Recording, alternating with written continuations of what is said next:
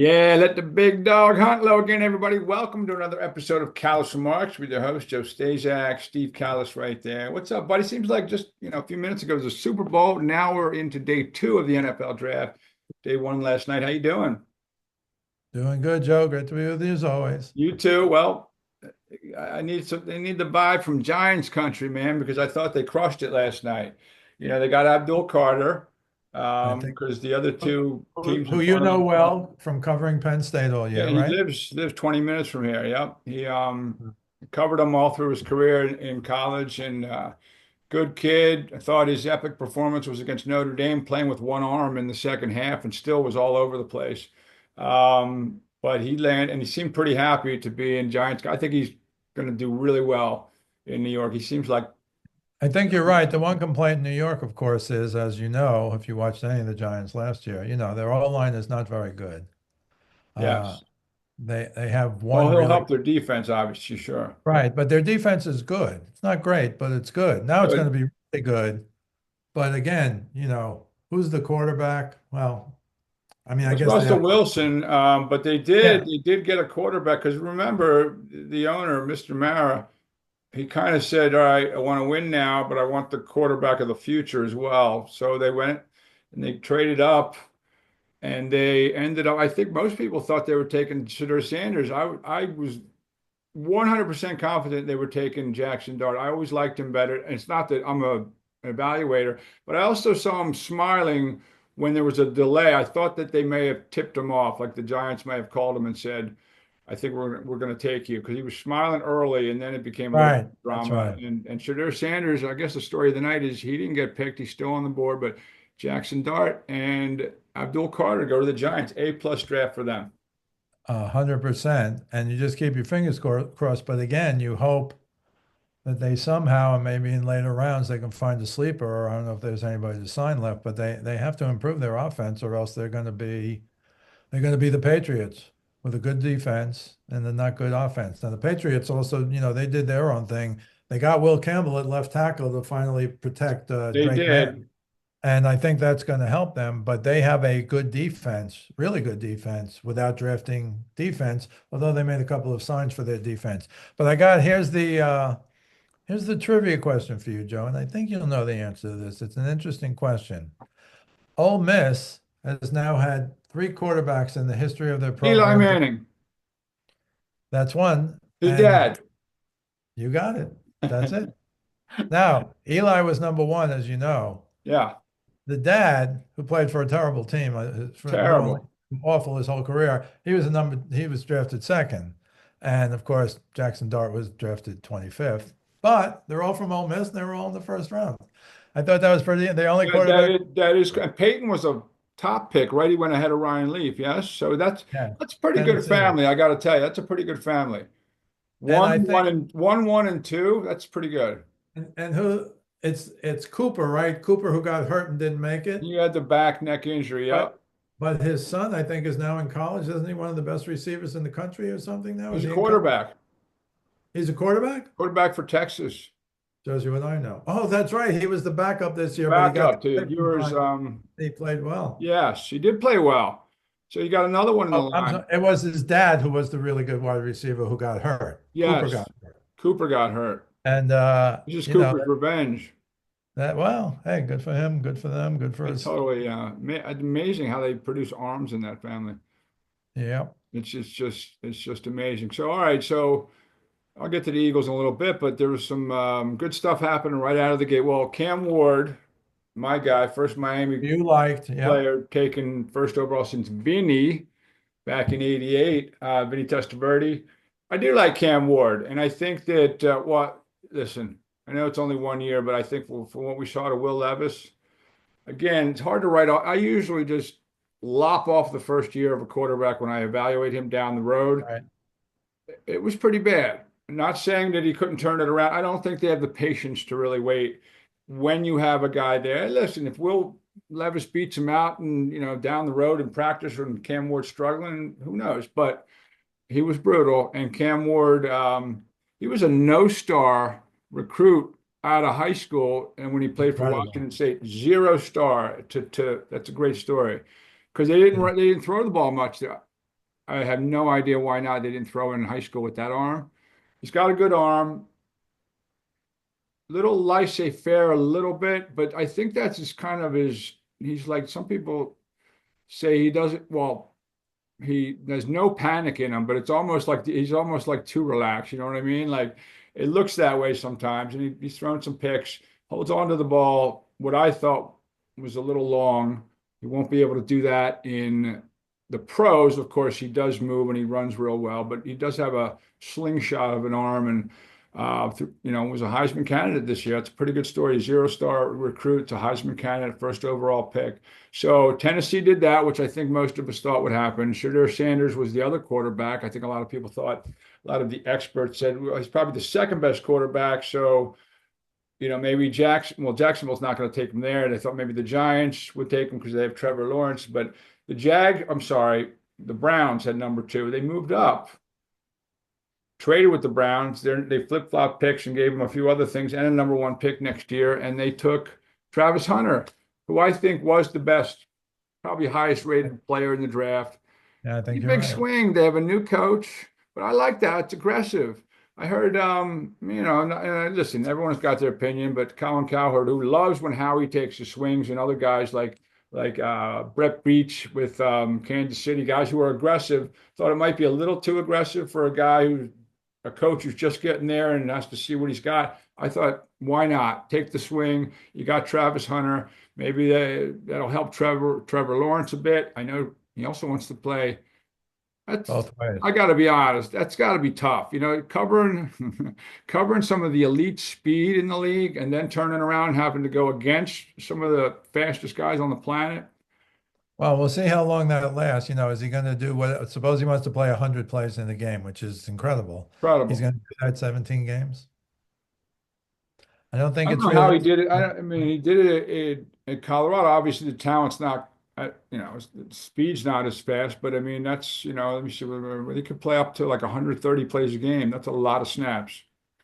Again, 17 times 130 in today's NFL. Now, he's That's a not playing lot. the line or anything, but still, he's going to get hammered when he's a wide receiver. They're going to try and tackle him as hard as they can, and he's got to defend. He can do both. And I think he certainly has the skill to do both in the pros, but I just don't know how long that can last if he's actually going to try and play Well, every play, ima- every down, offense and defense. imagine going on a 16 play drive offensively, whether it ends in a field goal or touchdown. Then you got to go out and cover Tyreek Hill. Like Good what? point. Like what? No, that's a good point. There's going to be all those scenarios. I was thinking, and you watch Colorado, I didn't watch them much, but I was thinking he'd be a great, and I don't want to give him more work, but it seems to me he'd be a really good kickoff returner or punt returner. He'd be pretty good anywhere, I would think. Just put him in every play of the whole game. Just let him play.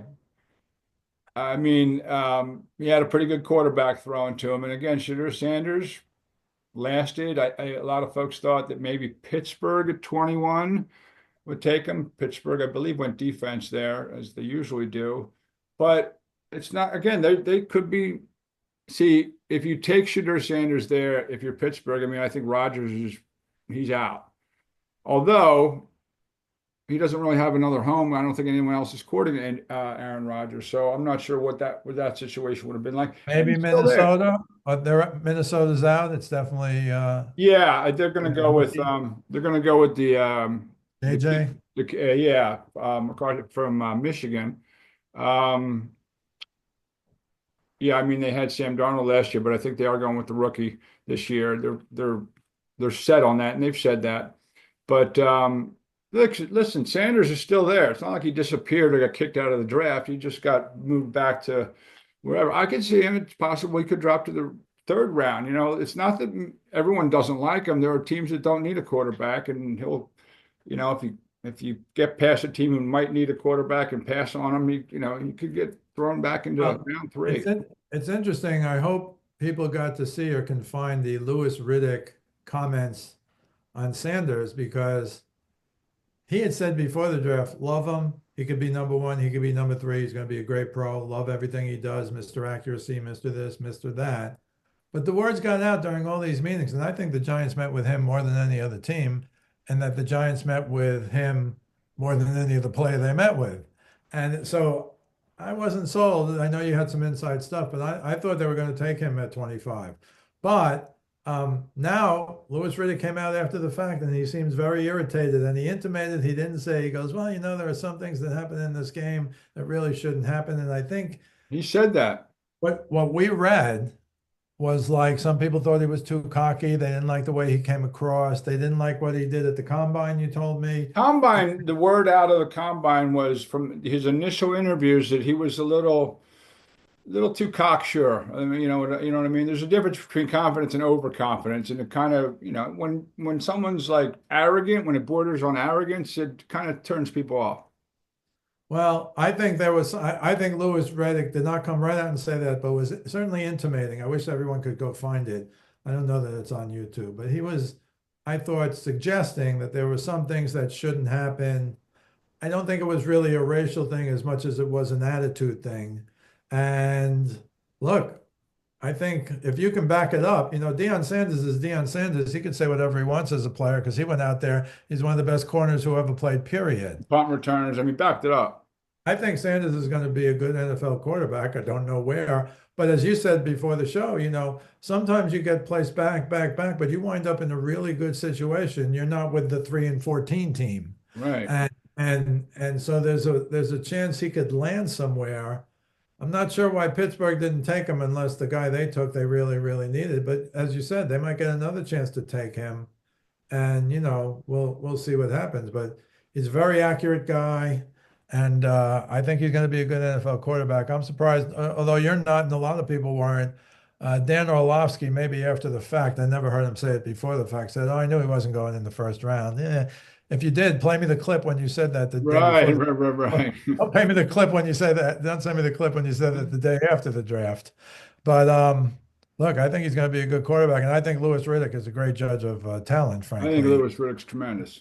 And right, so I think somebody should pay attention to what he said and get him up early in the second round. But I did hear, even on NFL Live, I watched the first 15 minutes. I think there was maybe a chance that he maybe could drop to the third round, but that would be a real shock to me now because you still have a lot of teams who need quarterbacks. There are a lot of teams, and I think there are some teams that will take a shot on. But here's the other thing. Let me just throw this at you and see what you think of this. He has never, at any level, had a head coach or coach to coach him other than his father, even when he was younger in high school, when he was younger in whatever they play out there, Pee Wee football. So I'm not saying that it's just a question mark. Can He he could. adapt to another coach in his ear, banging his ear about things? Or maybe his father might, since he's been his coach, he might obviously call him up after the games, call him up during the week, and maybe try to, I don't know, does it possibly get in the way of things? Or the fact that he's never been under anyone else's tutelage, is that a problem? It's just something to ponder. I don't know. I think if he had the I skill agree. set, you take him. But I think like his arm is fine. It's not like a cannon. He doesn't run like Michael Vick. And oftentimes he does try, or he did escape a lot, and he got out of some trouble with his legs held onto the ball for a while. That doesn't work in the NFL if you're going to do that. You Um, ain't good. you know what I mean? Too many I mean, times. he got sacked a ton of times, but his O line wasn't good. His receivers, other than Henry, weren't that great. I thought he did a lot with a little. And you're right. I mean, he's not Michael Vick, but who is, frankly. Yeah, But that's he's true. enough to get out and make some noise, I think, and he can make some plays. We'll see. Yeah. It's going to be interesting. Yeah, it is going to be interesting. It wasn't a draft, laden with a lot of stars. One guy, like I actually wrote an article on him on Monday. Um, Jihad Campbell from Alabama. I kind of heard that they were looking the Eagles to move up, which I didn't think Howie was going to sit at 32. He even said he doesn't believe there were 32 first round guys on his board, and that happens a lot, believe it or not.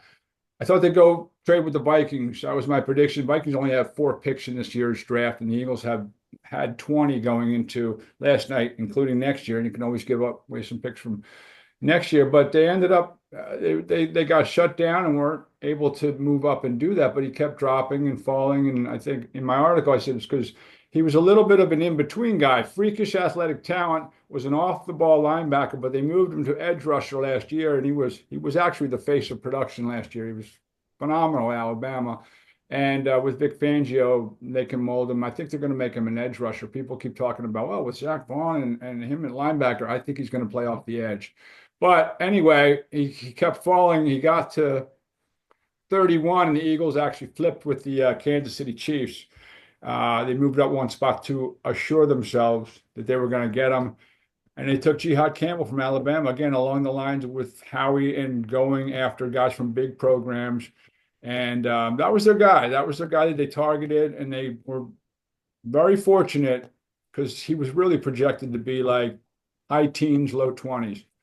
So we'll see. But like you always say, you don't know until 3 or 4 years down the line because a lot of these guys don't make it.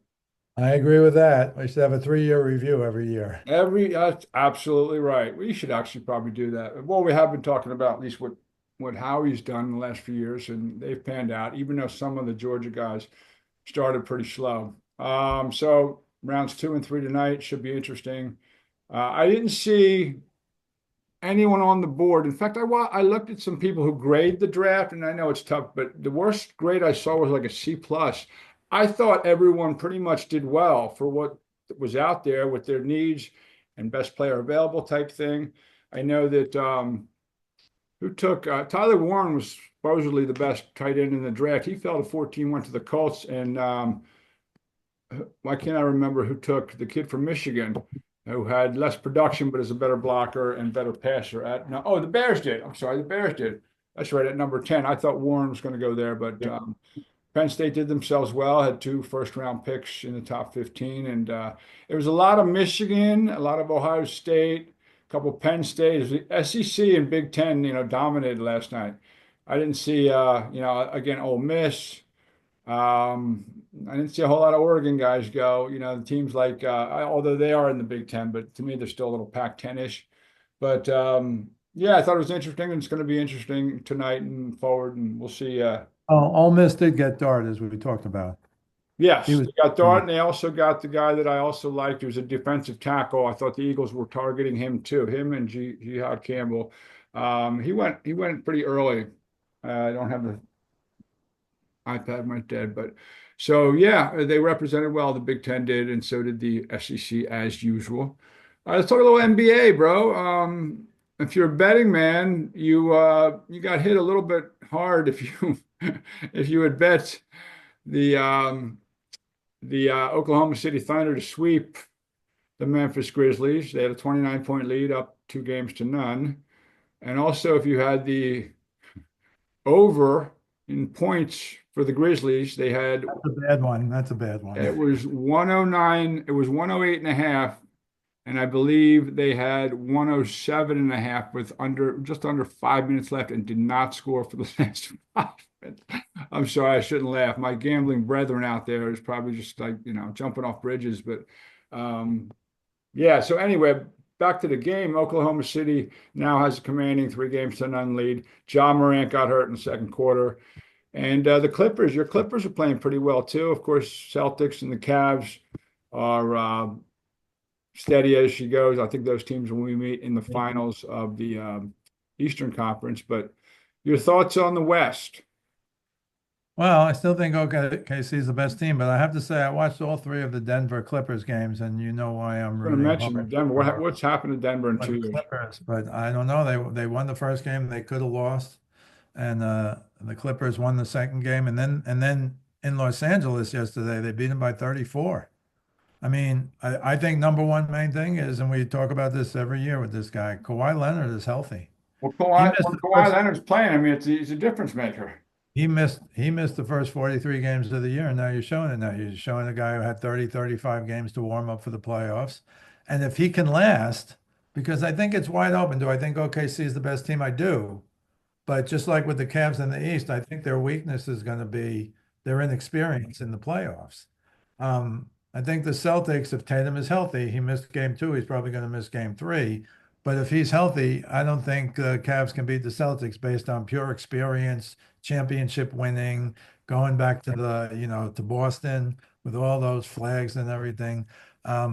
But OKC, I picked OKC Boston before. Not that that's a big brave pick, but um, I do think now the Clippers, after watching them for 3 games, now again, Denver, for whatever reason, we can't really figure it. I think they made a big mistake firing Mike Malone 3 games before I the end of the. agree.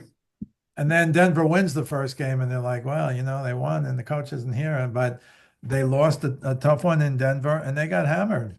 They got hammered, and the Clippers might go back to Denver up 3-1. I'd be surprised if they don't win. And it's not because of Jokic. Jokic went 23 in the losing, they scored 83 points.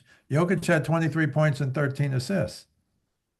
I mean, that's 26. That's 49 of the 83 points. And he He's also had unbelievable 13, stuff. Yeah. he also had 13 rebounds because he's one of the greatest big men ever. I think I don't know if he's cracked into the top 10 of all time, but I think if he's not there yet, he'll Oh get there yeah, I because think I put him there. things He's the just things he's doing. Plus, he's got a championship. Plus, he's got multiple MVPs. And but Harden's played very well in these playoffs. He had 20 points, 6 rebounds, 9 assists last night for the Clippers. And they got really good. Powell had 20 off the bench. I mean, they have a good team. But the glue is Kawhi healthy, not just Kawhi. It's Kawhi healthy, yes. and he's been healthy. I think we talked before. He's certainly the best mid-range shooter in the game now. We might have been talking about him for years because The I only go guy who back. takes mid-range shots, really. Jimmy Butler. Jimmy Butler's another one who at times does take. He'll take his mid-range shots. Yeah, but when Kawhi had the 3 bouncer or 4 bouncer that ended the Sixers' career for the last 10 years or whatever it's been, I thought Kawhi was the best player in the league that year. And I think the year after, maybe the year before. I think there have been times when it wasn't LeBron only. Yeah, And well, I they won think, the title that year. The Raptors did. Yeah. right, I think Kawhi went healthy, and it's always a big one healthy with him, but he looks great. It was interesting because you don't hear him talk much, but he was interviewed after the game, and he's just really just kind of I'm here to kick ass and go home. It's not he doesn't say that, but it's like I just I did what I had to do. Gave credit, Doncic is great, they're great, my teammates are great, but he's the man. And once again, if he's healthy, I think they can make a deep run. I really do. I wasn't sure of that before, but I had seen him play a few times. He looks healthy. He looks solid. He looks like Kawhi of old. And I mean Kawhi of, 5 years ago. When did they win? 5 years ago now? It's 6 years. I mean, it's been a while since they won the championship. Yeah, I But think it's been about 4 or 5 years ago. Yeah, when they were in when Toronto. Toronto. yeah, yeah. And so the Knicks beat the Pistons. I said last week I thought the Pistons could give them some trouble, and the Pistons have given them some trouble. But the Pistons beat them game 2 in New York, but the Knicks beat Detroit last night. And Brunson's Brunson. He had a terrible first half. He winds up with 30 points, 7 rebounds, 9 assists. Um, and finally, Carl Anthony Towns, who was slaughtered in New York. Um, I think he scored 30 points in the first 2 games combined, and yesterday he had 31. And he was really aggressive. He heard from somebody, a buddy, man, they're killing you in New York. But he was unbelievable. He had 3 threes early, and he can do that. Cade Cunningham is a star. I think he's lost in Detroit, but the Pistons are good. He had 27, 7 rebounds, 11 assists. He's a star. He really is. Hardaway Jr., our guy Tim Hardaway, his son had 7 threes yesterday. Wasn't enough. It was a back and forth game. They could have won, but they didn't. So they need to win back at home to, get the series back at 2. Just a couple other things quickly. The Warriors beat the Rockets in game 1, but the Rockets beat them by 15 on Wednesday. That series is 1-1. Jimmy Butler's out with a pelvis contusion, and they don't know if he's playing the next game or not. They just don't know. Miami's trying to put up a fight against the Cavs, but the Cavs are too tough. They're up 2-0. Mitchell, 30 points, 6 rebounds, 6 assists. And the Cavs, and this is where we are today. You know how I'm not a big fan of the 3-point shot, but the Cavaliers in the second quarter hit 11 threes. It's the most ever 3-point makes in a playoff game in one quarter ever. Now, once again, when you say ever, you got to look before the 80s. There was no, before what, 86, I think it was. There was no 3-point. So it's since 86, but still, Right. that's where we're going. I mean, eventually, we're already halfway there. Eventually, it's going to be 50, 60 threes a game, a couple of dunks and layups for the big men. And when Kawhi Leonard retires, there may be no mid-range jump shooters left. I don't know. No, there's some. Actually, Brunson, even though he's small, Brunson can get his mid-range shot He in if he wants. does, and Jimmy once in a Um, while.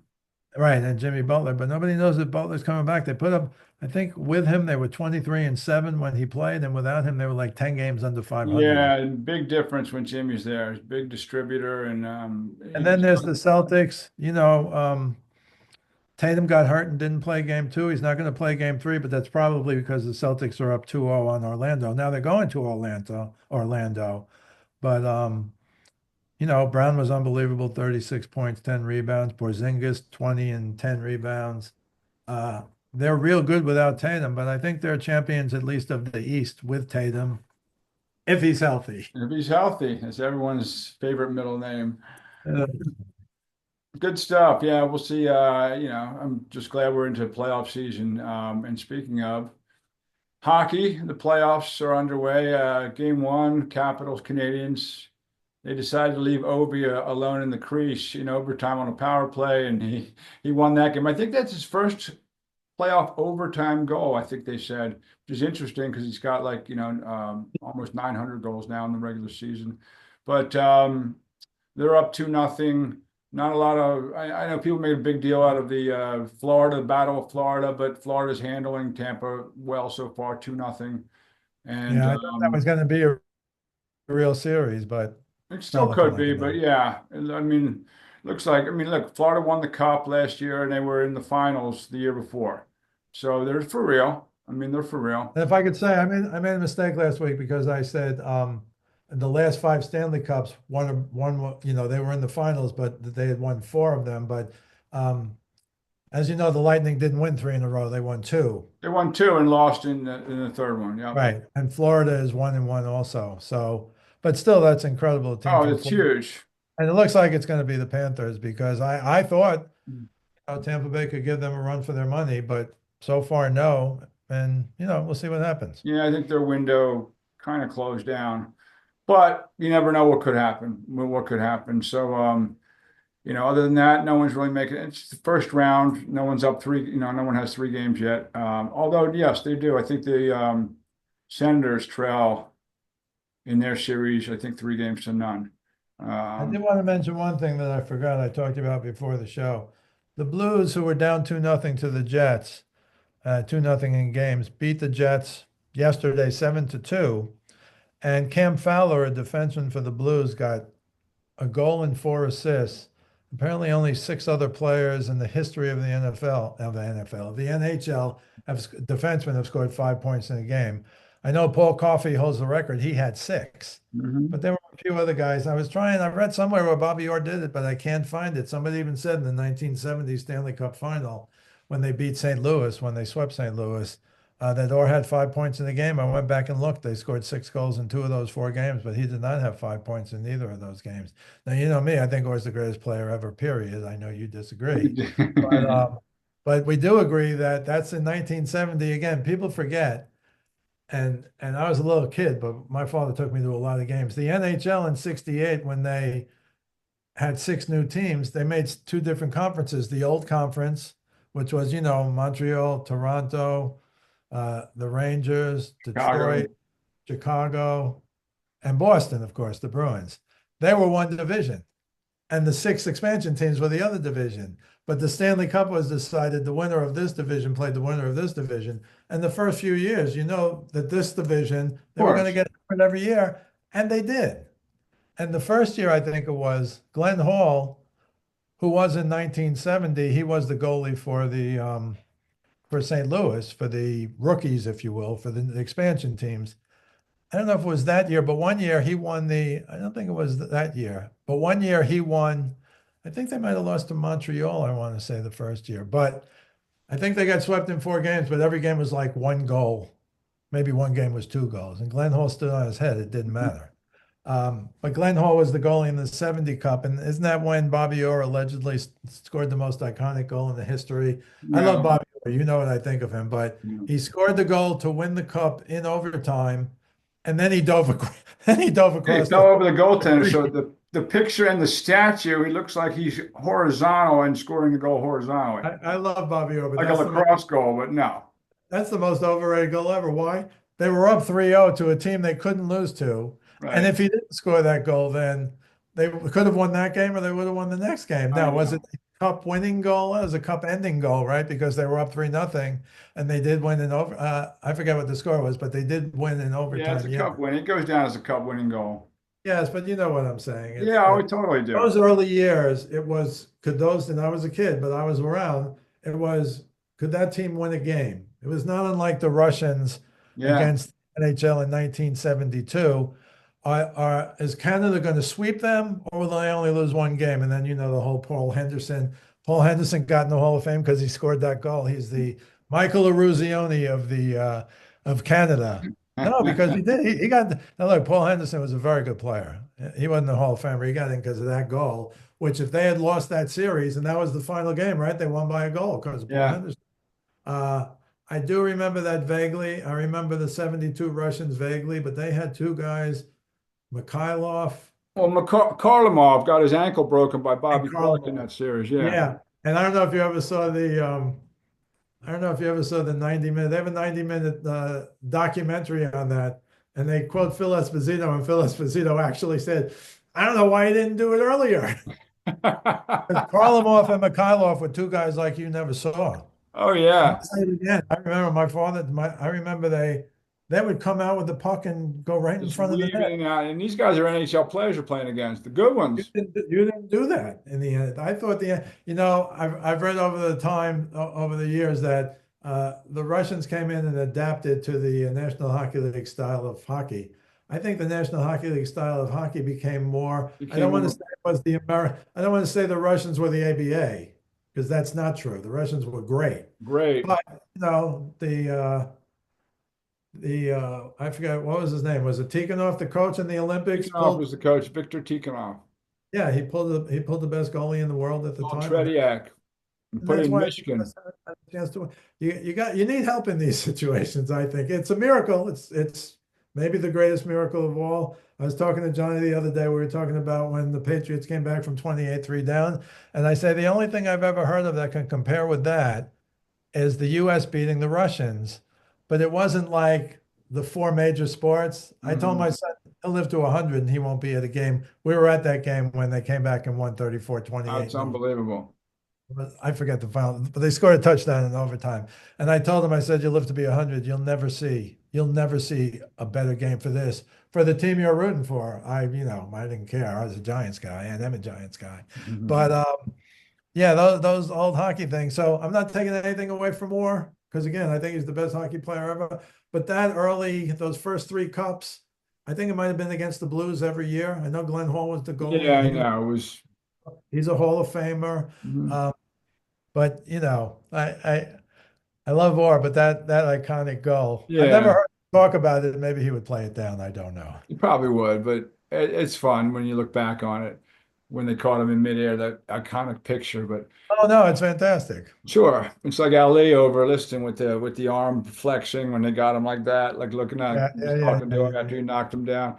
Good stuff, brother. You can catch Steve's stuff on his daily Facebook page. Speaking of sports with Steve Kallas, also his videos on westchestercountypost.com. This podcast on YouTube every Friday, sometimes Saturday, and we'll obviously have more draft coverage the next time we see you. Appreciate it, buddy. You can catch me on Twitter or X at JoeStazak975 on Twitter. I'm sorry, on Instagram at JoeStazak4799. And I cover the Eagles for Heavy.com. Appreciate you folks for watching. Have a great weekend. And you too, Stephen. We'll catch you next time. Always a pleasure, Joe. You too, pal. We'll talk to you guys.